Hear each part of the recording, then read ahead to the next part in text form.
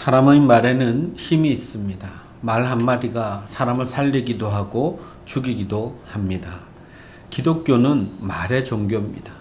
기도도 축복도 다 말입니다. 성경은 하나님의 말씀을 기록한 책입니다. 그만큼 말이 중요합니다. 우리가 말을 보면 그 사람의 수준을 알 수 있고 성격도 알 수 있고 그 사람의 믿음도 다 알 수 있습니다. 그렇게 말이 중요한 것입니다. 지난주에는 에서가 야곱에게 장자의 명분을 팔아버린 사건을 보았습니다. 하나님이 아브라함에게 주셨던 약속과 축복이 원래는 에서의 몫이었는데 그것이 야곱에게로 넘어가게 된 사건을 보았죠. 그러나 아무리 형제지간에 한 맹세라 할지라도 하나님은 다 듣고 계십니다. 홧김에 한 고백도 하나님은 다 들으십니다. 그래서 그 맹세, 그 말로 이루어진 맹세 때문에 이제 오늘의 사건이 발생하게 되는 것입니다. 에서에게 예정되었던 축복과 약속이 이제 야곱에게로 넘어가는 실제적인 사건이 일어난다는 것입니다. 우리가 무심코 내뱉은 말도 무심코 한 맹세도 하나님은 현실 가운데 그대로 다 지키신다는 것을 볼 수 있습니다. 우리의 기도도 그렇습니다. 축복도 그렇습니다. 하나님은 다 이루십니다. 심은 대로 거두게 하시는 하나님이십니다. 세월이 많이 흘러서 이제 이삭이 나이가 많아졌고요. 늙었습니다. 눈이 제대로 보이지 않게 되었는데 더 늦기 전에 자신의 장자에게 아버지가 할 수 있는 축복을 해야 되겠다라는 생각이 들었습니다. 그래서 그 축복을 주려고 에서를 불렀습니다. 에서야, 내가 나이가 많아 늙어서 언제 죽을지 모르니까 죽기 전에 힘을 다해서 너를 축복하고 싶구나.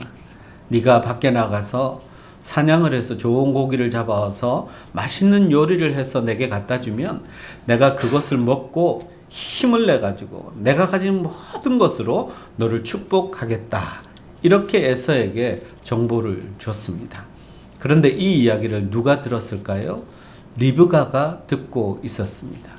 얼마나 이 리브가가 촉이 발달했는지 모릅니다. 여자의 감각은 무서운 겁니다.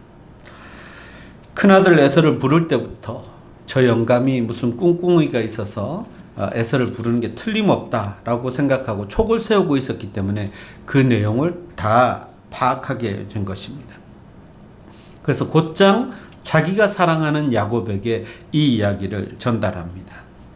내가 네 아버지가 네 형 에서에게 하는 말을 들었는데 지금 나가서 사냥해 와서 음식을 해오면 먹고 축복하겠다고 하는데 너는 네가 받을 복을 네가 스스로 챙겨야 해. 그러니까 밖에 나갈 것도 없고 우리가 키우는 염소 중에 아주 어리고 보들보들한 놈 2마리를 가지고 오면 내가 아버지 입맛을 아니까 잘 요리를 해가지고 줄게. 그럼 그걸 아버지에게 먹이고 네가 형이 받아야 할 그 축복을 네가 가로채. 이렇게 가르쳐 준 것입니다. 한마디로 형 에서가 그 자연산 짐승들을 잡겠다고 밖으로 뛰어다닐 때 그냥 손쉽게 집에 있는 짐승을 잡아서 요리를 해서 그 축복을 가로채겠다는 리브가의 아이디어입니다. 그런데 야곱이 좀 망설입니다. 어머니, 그래도 아버지가 나를 만져보면 나는 매끈매끈하고 형 같지 않은데요. 형은 털이 많아서 만져보면 금방 아버지가 알지 않겠습니까? 라고 이야기를 합니다. 내가 만약 야곱인 걸 알면 아버지가 나를 저주하실걸요. 그 저주, 만약에 아버지가 너를 저주하면 그 저주 내가 다 받으마. 내가 그 저주 다 받을게. 리브가의 사랑도 아주 지극합니다. 너는 내 말대로 해. 그렇게 이야기를 한 거죠. 우리가 정말 현숙한 여인 리브가라고 했는데요. 현숙하기는 현숙한데 범죄를 계획할 때도 굉장히 똑똑한 여인인 것처럼 보입니다.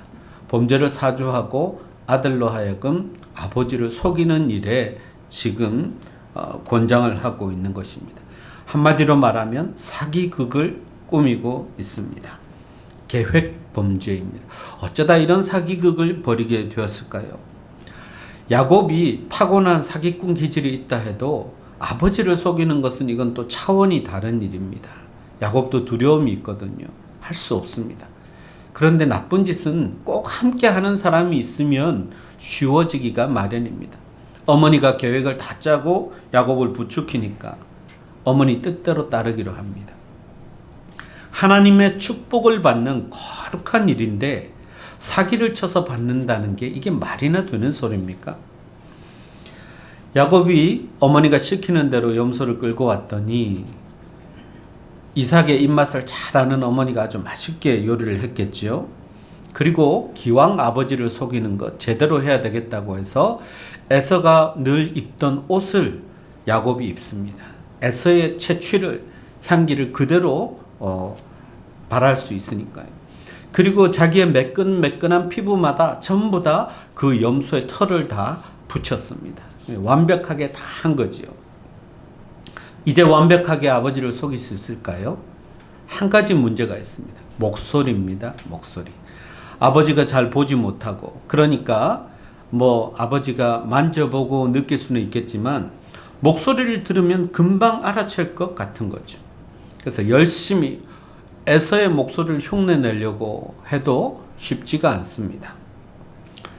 한국의 TV쇼 중에 복면가왕이라는 프로 옛날에 많이 봤는데요. 가면을 쓰고 위장을 하고 노래를 부릅니다. 그런데 사람들이 유명한 사람들은요. 한 소절만 들어도 누군지 금방 알아차립니다. 왜냐하면 우리들의 목소리도 지문과 같이 사람마다 다 다르게 되어 있습니다. 과학적으로 분석을 해보면 성문 분석이라고 하는데요. 그 목소리가 이 사람과 일치하는지 안 하는지 그래프가 다 나타나게 되어 있습니다. 그렇게 목소리가 달라요. 야곱이 아버지를 속이려고 얼마나 노력했겠습니까? 제가 애섭니다. 아마 굉장히 연습했을 거예요. 그런데 쉽지 않습니다. 아무리 눈먼 아버지라도 자기 아들 목소리를 모를 리가 없습니다. 야곱이 음식을 가지고 아버지에게 갔더니 이삭이 묻습니다. 네가 누구냐? 제가 에서입니다. 제가 말씀하신 대로 사냥해서 고기를 했으니 빨리 잡수시고 저를 마음껏 축복해 주십시오. 이삭이 이 이야기를 듣고 조금 의심이 생깁니다. 왜냐하면 너무 빠르거든요. 편의점에서 사온 음식도 아니고 고기를 잡아서 음식을 해서 가져왔는데 자기 생각보다 너무 빨리 오니까 일단 의심을 했습니다. 그런데 사기꾼들이 제일 잘하는 게 뭐죠? 둘러대는 겁니다. 얼마나 말을 잘하는지 모릅니다. 사냥하러 나갔더니 아버지의 하나님 여호와께서 내게 짐승을 바로 들이대 가지고 내가 그냥 보이는 대로 잡아 가지고 금방 요리를 했습니다. 이렇게 둘러댑니다. 근데 이삭이 이걸 또 받아들입니다. 의심이 있는데도 그냥 이렇게 넘어가죠. 그런데 속이지 못하는 그 목소리가 마음에 걸리는 거예요. 목소리는 야곱 같은데 또 만져보니까 손은 에서의 손이로다. 이렇게 이야기합니다. 야곱을 맞아들이면서 여기저기 만져보고 하니까 냄새도 그렇고 피부도 에서인데 분명히 목소리는 이상하게 야곱 같다는 생각이 듭니다. 그래도 그냥 넘어가죠. 내가 야곱을 축복하겠다라고 생각하고 네가 내 아들 에서가 맞지? 네, 그렇습니다. 했더니 이삭은 야곱에게 음식을 가져오라고 해서 그 음식을 열심히 먹습니다. 염소 수육인지 염소탕인지 우리는 알 길이 없지만 그 염소로 맛있게 음식을 해서 먹게 되죠.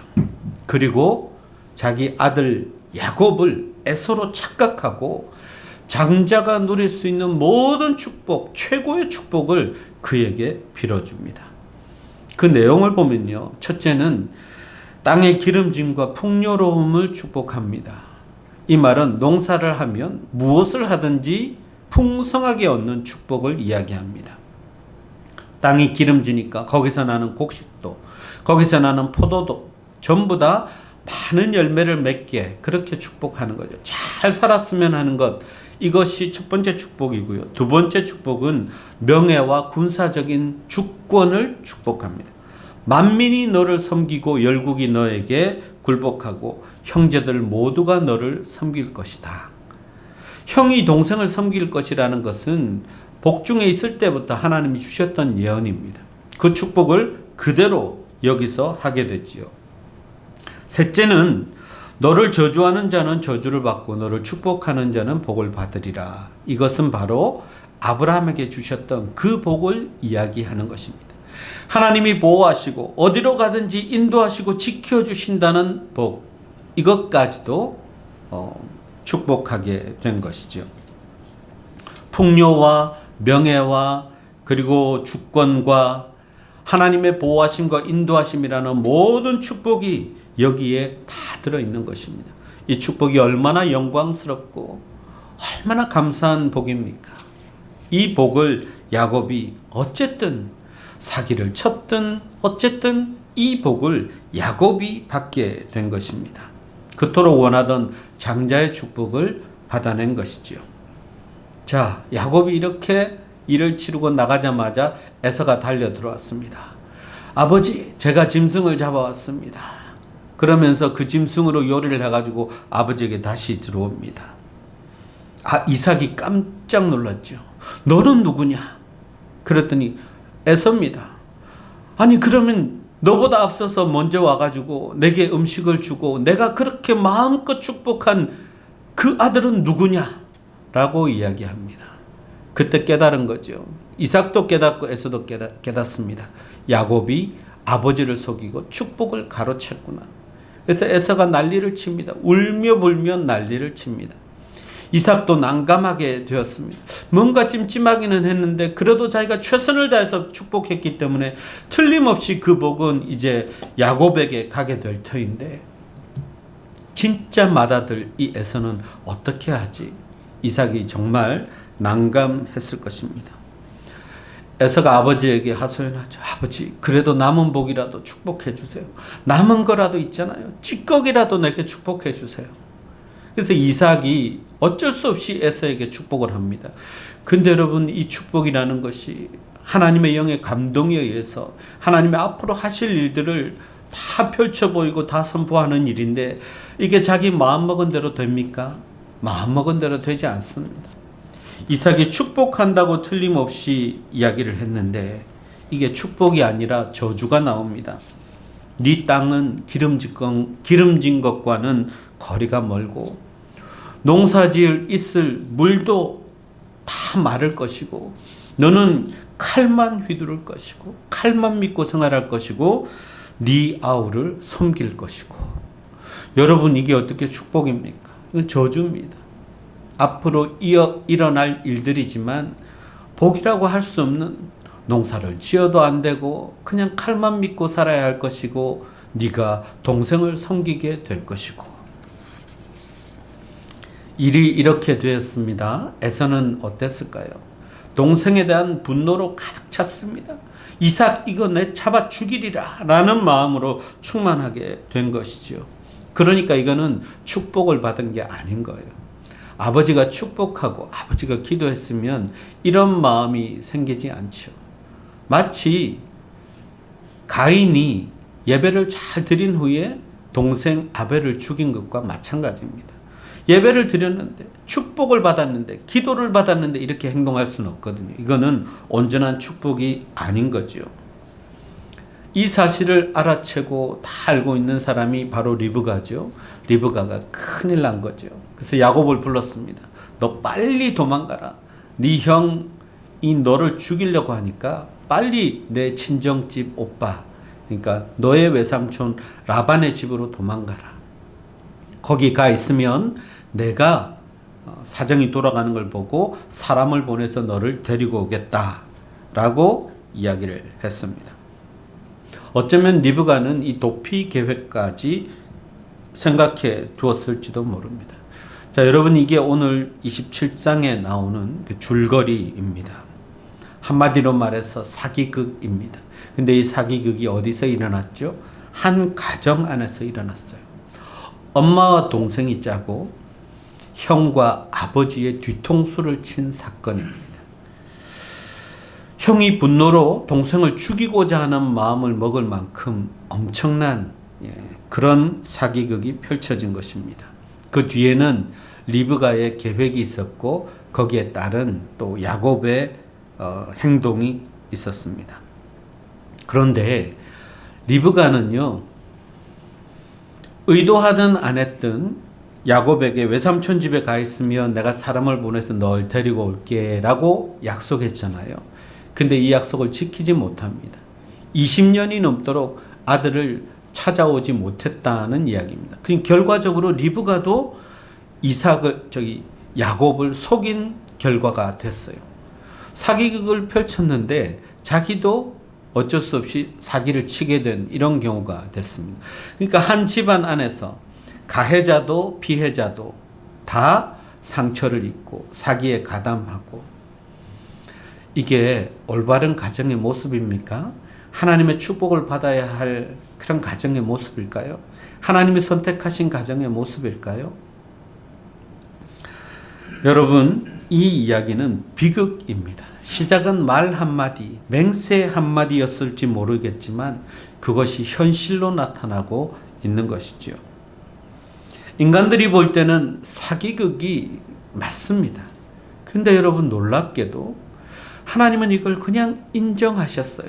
칭찬하시진 않았지만 이 사건을 통해서 이루어진 이 행위를 통해서 하나님은 그래도 야곱을 선택하시고 야곱을 복주셨다는 것입니다.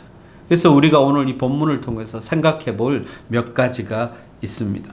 첫째는 결과가 바르다고 해서, 옳다고 해서 과정까지 다 아무렇게나 해도 되는 것은 아닙니다. 하나님이 야곱을 택하셨고 분명히 복주시겠다고 약속하셨습니다. 그러면 하나님의 때를 기다리고 하나님의 방법대로 해야 되는데, 리브가가 급하기는 급했지만 이삭이 에서를 축복한다고 하니까 그 순간을 못 참고 야곱과 함께 사기극을 펼쳤습니다. 꼭 이렇게 해야 됐을까요? 하나님이 하나님의 방법대로 하실 것을 믿고 조금만 더 기다렸으면 안 되었을까요? 아마 틀림없이 하나님은 하나님의 방법대로 하셨을 것입니다. 그런데 그렇게 하지 못한 거죠. 결과만 옳다고 해서 과정이 다 용납되는 것은 아닙니다. 우리는 사울 왕의 이야기를 통해서 그걸 너무나 잘 알고 있습니다. 사무엘상 13장을 보면 이스라엘이 블레셋과 전쟁을 하는데 적군은 점점 다가오죠. 와서 전쟁하기 전에 제사를 치러줘야 할 사무엘은 정해진 기한 7일을 넘기고도 오지 않습니다. 명분은 확실해요. 그렇지만 그래도 하나님이 명하신 것이 있습니다. 제사는 제사장이 드려야 하는 것입니다. 근데 사울 왕이 몸이 달아가지고 그냥 사무엘을 기다리지 않고 자기가 제사를 드려버렸어요. 하나님은 책망하셨습니다. 사무엘 선지자를 통해서 책망하셨습니다. 왕이 망령되게 행하셨습니다.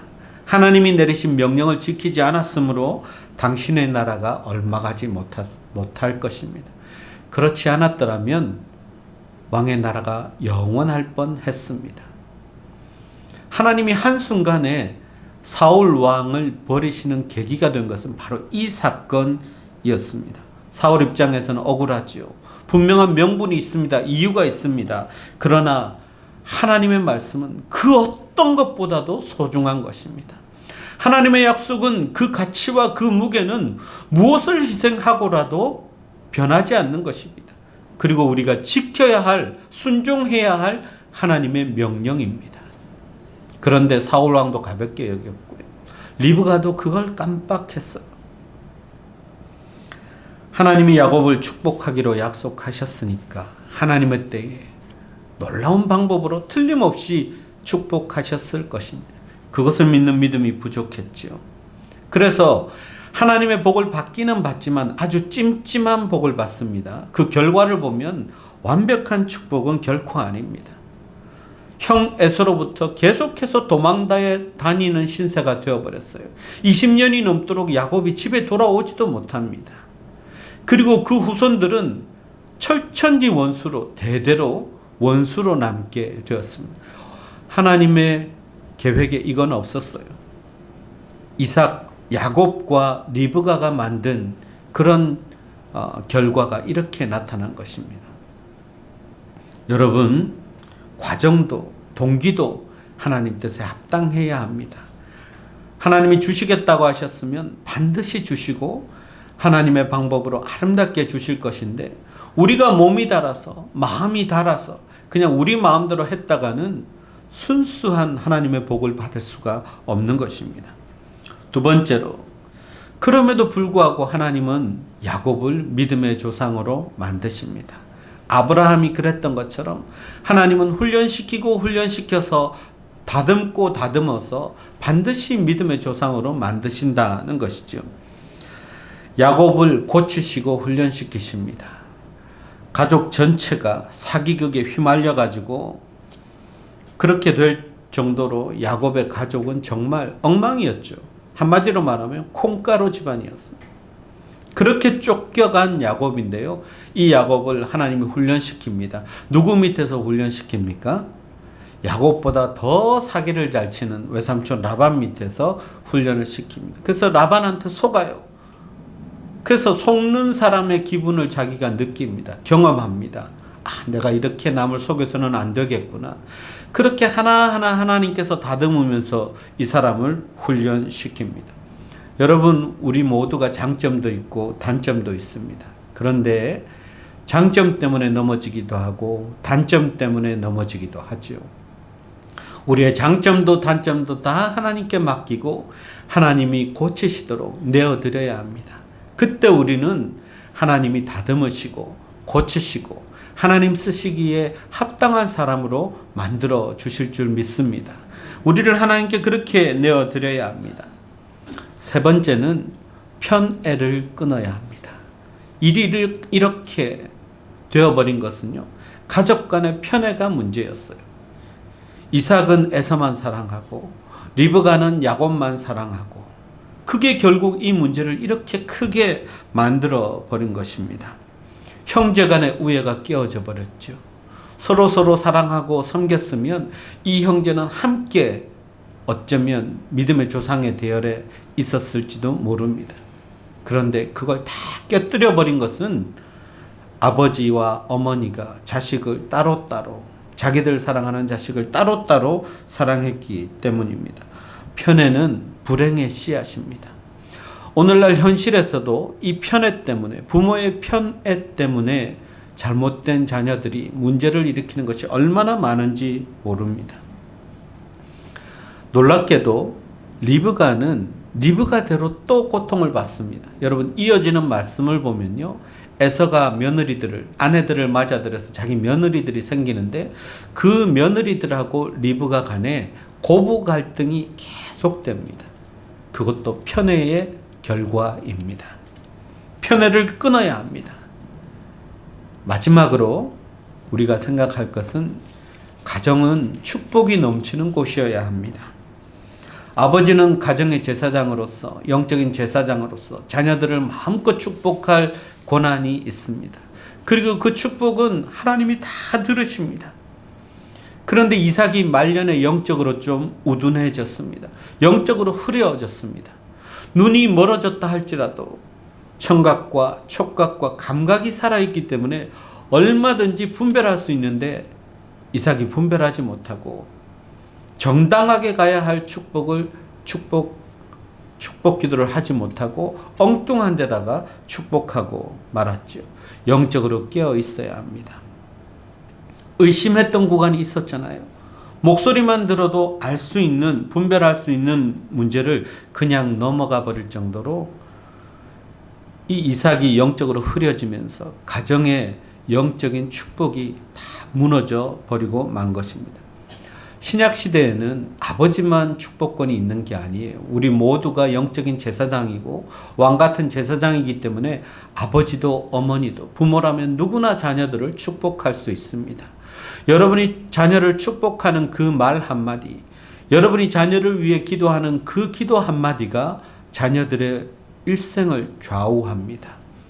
하나님의 축복 가운데 살아가게 할 것인가, 아니면 그 축복을 하나도 받아 누리지 못하고 살 것인가? 또한 자녀들 간에 서로 싸우고 다투게 될 것인가? 부모의 축복에 달려 있습니다. 가정은 그렇게 자녀들을 축복해서 천국 같은 가정으로 만들라고 우리에게 주신 것입니다. 부모에게 주신 책임은 바로 그것입니다. 날마다 자녀를 축복하는 것입니다. 그대로 될 것입니다. 자녀들을 위해서 중보기도하는 것 그대로 될 것입니다. 이 믿음을 가지고 우리는 계속해서 자녀들을 축복해야 합니다. 여러분, 말 한마디가 이렇게까지 확대되고 이런 사건들이 일어나게 되었습니다. 우리가 하는 말 한마디로 우리 가정이 사기극에 휘말릴 수도 있고 형제 간의 다툼을 일으킬 수도 있고 우리의 말 한마디가 우리의 가정을 천국같이 바꿀 수도 있습니다. 하나님의 축복이 넘치는 공간으로 만들 수도 있습니다. 여러분 어떻게 하시겠습니까? 여러분의 가정이 부모들은 자녀들 마음껏 축복하고 자녀들은 서로서로 우애하며 서로서로 사랑하고 섬겨서 정말 하나님의 축복이 흘러넘치는 그리고 그 축복을 이어주는 축복이 넘치는 천국 같은 가정 되기를 주님의 이름으로 축원합니다.